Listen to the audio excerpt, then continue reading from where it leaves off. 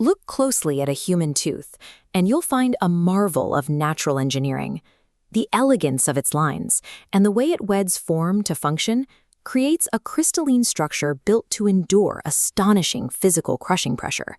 Enamel, the coating on our teeth, is 2.5 times harder than our bones. Biologically, this material is designed to last a human being their entire lifetime. Yet for all that strength, they fail us with remarkable frequency. Mid-century tooth decay became a massive crisis. The crisis forced the government into an industrial-scale intervention, dumping fluoride into the drinking water of millions to artificially harden that enamel. When teeth rot, modern medicine treats the issue like a minor construction project. A specialist isolates the area, drills out the decaying material, and patches the hole with composite. We rarely stop to ask why the hardest tissue in the human body failed in the first place. This purely mechanical approach treats the mouth as if it exists in a vacuum. If we ignore the environment that allowed the body's hardest tissue to rot, we might be missing the most important signal the body ever sends. Teeth possess a unique biological vulnerability compared to the rest of the body. If you break a bone, cut your skin, or damage an organ, your cells immediately work to repair the damage.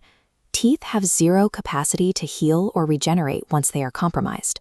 For most of human history, this inability to heal was a manageable risk. Our diets didn't constantly attack our enamel. That baseline was upended during the second half of the 20th century. In the 1960s, a trade group called the Sugar Research Foundation paid nutritionists at elite academic institutions, including Harvard University, to produce studies that buried emerging links between sugar and coronary heart disease. They were paid to recommend that Americans reduce their fat and cholesterol intake instead. That manufactured consensus launched the low-fat diet craze. Because removing fat removes flavor, food manufacturers pumped more sugar into almost everything filling the supermarket aisles, turning heavily processed, sweetened items into daily dietary staples. 200 years ago, Americans consumed 10 teaspoons of sugar every 5 days. Today, we consume that amount every 7 hours. Food companies disguise this influx, hiding that single ingredient across nutritional labels under at least 61 different names, from maltodextrin to high fructose corn syrup. By flooding our daily meals with a substance more addictive than cocaine, we inadvertently designed the perfect biological weapon against the one tissue in our body that cannot repair itself. When this concentrated deluge of processed sugar hits our bloodstream, it triggers an immediate systemic shock. Your internal organs scramble to deal with the toxicity. The liver, which possesses a remarkable capacity to regenerate, works overtime to absorb the metabolic hit and compensate for the stress. The pancreas ramps up insulin production to cope, actively altering its own function to manage the spike for years without failing. While your internal organs bend to maintain their integrity, your teeth cannot.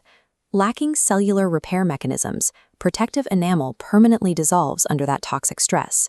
Because of this gap, a tooth's structural breakdown occurs decades before internal organs finally give out to disease. A cavity represents the earliest, most visible distress signal of a physiological system overwhelmed by a toxic diet. It indicates a failure of the internal environment, not just a failure of the toothbrush. We must stop treating the mouth as if it is biologically separated from the human being sitting in the chair.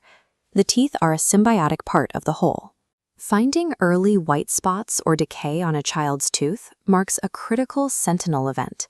This is a blaring alarm indicating an environment of systemic stress. This event should trigger an immediate protocol. Dentists, family physicians, and pediatricians must work together, looking past the mouth to troubleshoot the patient's entire diet and eliminate hidden sugars before internal organs are damaged. This aligns with the foundational philosophy of medicine. The greatest health achievements come from teaching people how to avoid disease entirely, rather than just treating the symptoms. Destroying the artificial wall between dentistry and medicine transforms the common cavity into a vital early warning system. It becomes an opportunity to save a life, decades before it's even in danger.